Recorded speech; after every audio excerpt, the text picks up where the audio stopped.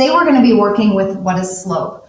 Slope is actually a rate of change between any 2 points on a line. It's also a rate of change, for example, when we did our activity with this lesson and we were finding the speed of animals in feet per second or miles per hour, and we went through and graphed that. We were actually graphing their speed, which is their rate.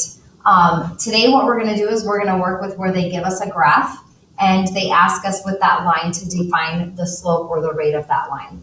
So the thing that you need to understand about slope is it is a change in y over a change in x. So if you notice, your y's are actually your numbers that are going up and down. Like here's our y, so those are our numbers going up and down. This would be our change in our y's. So we changed 3 boxes there to get from point A to point B or vice versa. Okay, so we went up 3 boxes, that's our rise. Our run, on the other hand, is our distance across. So to get to the second point, we had to go over 2 and then up 3. But when we do slope, we always do the rise first and then the run. So our run was actually 2 boxes. The slope of this line is 3 over 2, and we would leave it as 3 over 2.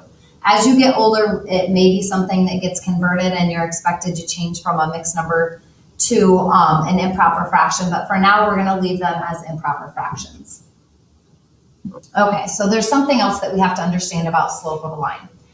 There are positive slopes and there are negative slopes. And in order to determine if it's a negative or a positive slope, we have to just look at the line. We're not worrying about counting anything. We're not worried about if we went up or down to the different dots. It is how the line looks. So when you look at a line, just like when you read this sentence right here, you always read it from left to right. You do the same thing with a line. Here, working left to right, notice that it goes up. If you were to think of this as a bank account on day 1 and day 10, well, your bank account went up from day 1 to day 10. That would be a good thing. It had things put in there. It's now at a positive balance. That's a good thing when your money goes up. On the other hand, if we look at the second one, our red line here, if we work left to right, on day 1, we started with a lot of money and it went down as we worked our way through day 10. So in other words, that would be a negative thing. Money was taken out. It was a negative. It's negative when you have less money in your account. So this would be considered a negative slope. So we're going to go ahead and look at a couple samples here, and we're just going to identify whether they're positive or negative slopes, and we're not going to count the slope right now.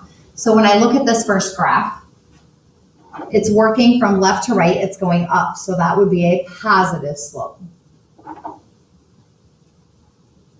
If we would look at this other one, from left to right, it's going down, that would be a negative slope. Okay, so now what I want you to do is identify whether this is a positive or a negative on each of these two.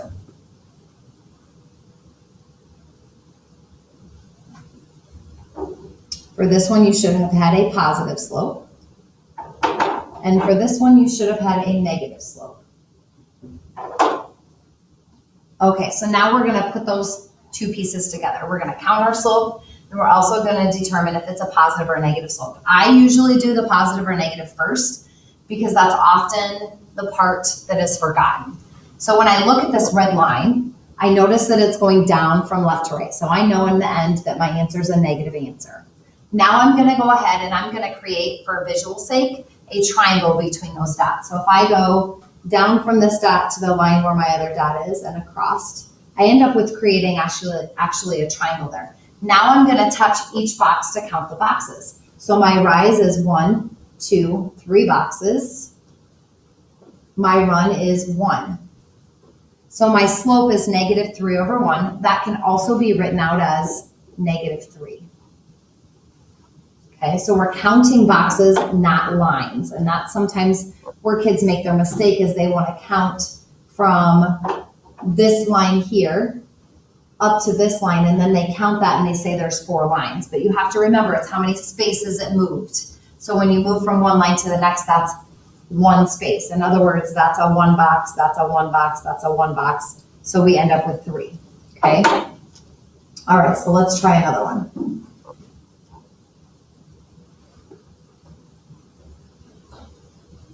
Okay, so here's our next one. So our rise and our run. So I'm going to create that little triangle again. So looking at this, it's a positive slope because it's going up from left to right. Our rise was 2 boxes. Our run was 2 boxes. which is the same as a positive 1. So when we have something that can reduce to a whole number, that is usually how a slope will be left, is in its whole number format. If it's improper, we're going to go ahead and leave it improper. The one thing that this does tell me is that actually there was another point on this line that fell on a corner of that grid, and that was right there. Had I checked the slope between these, the blue triangle now, it would be a 1 over 1, still positive, which is the same as 1. Okay, if I picked two other points, maybe I picked this point where it crosses through a corner, and this, well, we'll do this point. If I check the slope between those two blue ones, that's 3 over 3. It's still 1 when you reduce it down. So the one thing that you need to understand is no matter what 2 points you pick on a line, the slope is the same. So that brings me to the next thing that I need to jump back a slide for. And that is, what happens if they don't give me the points on a line? So I'm going to go back to this, and I'm going to actually enlarge these grids so that they're easier for you to see the corners of the grids. Okay, so if I were to focus on this very first one that I have here, I'll cover these up. If I were to focus on this one right here, in order for me to find the slope of this line, I have to identify 2 points where it crosses through the corner of that coordinate plane. So as I look at this, I'm seeing right here where it crosses through the corner of one of the squares. So now I'm going to go ahead and I'm going to move down that line, or if I had started down below, I'd move up the line. So I'm going to move along the line, not on a corner, not on a corner, close, but I don't think it's quite on the corner. Not on a corner, not on a corner, not on a corner, not on a corner, there's a corner. Okay, so now what I'm going to do is I'm now from those 2 points going to count out my rise and my run. So sometimes you're going to get lines where they're not giving you the points, and you're going to have to find those. So my rise, 1, 2, 3, 4, 5, 6, 7, 8 blocks. So 8 over 1, 2, 3. So we get 8 over 3, and that's a positive line. So it's positive 8 over 3.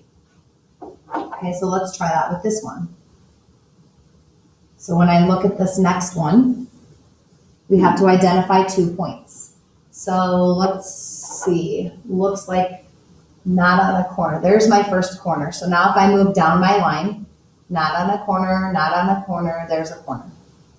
So I'm going to go ahead and count the slope out on that. Okay, so when I do that, let's see, there's our rise, there's our run. So 1, 2, 3, 1, 2. And then I would have to remember that that's a slope going down, so that's a negative 3 over 2. Okay, I want you to realize once again, just if you were looking at this and you had noticed that that point right there that I left was on a corner, but you didn't maybe see the one that I originally had, but you found this one. Okay, if I go through and I count the slope off of this, 1, 2, 3, 4, 5, 6 over 1, 2, 3, 4. Whoops, and then I write a 3 over 4. Notice that 6 over 4 would still reduce down to 3 over 2. So it would still be that negative 3 over 2. So no matter what 2 points you pick, as long as you're picking on the corner of the grids, your slope is going to be the same. Okay, so I'm going to go ahead and give you guys one that you can try on your own. Okay, so I want you to go ahead and work through this one. Find the rise and the run. So I'll do the triangle on this one.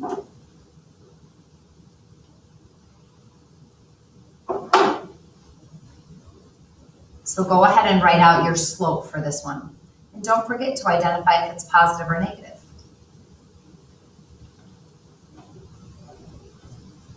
You should have gotten negative 3 over 2.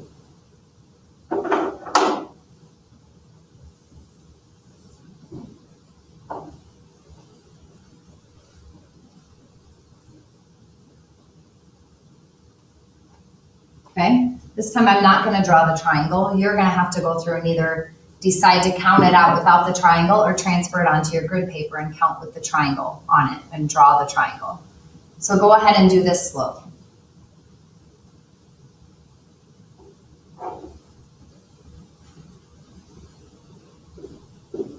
You should have gotten negative 1 over 2.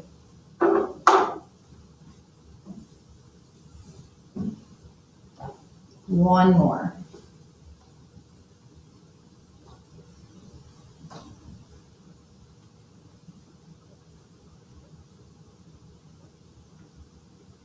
On this one, you would get a positive 1/1, which is the same as 1.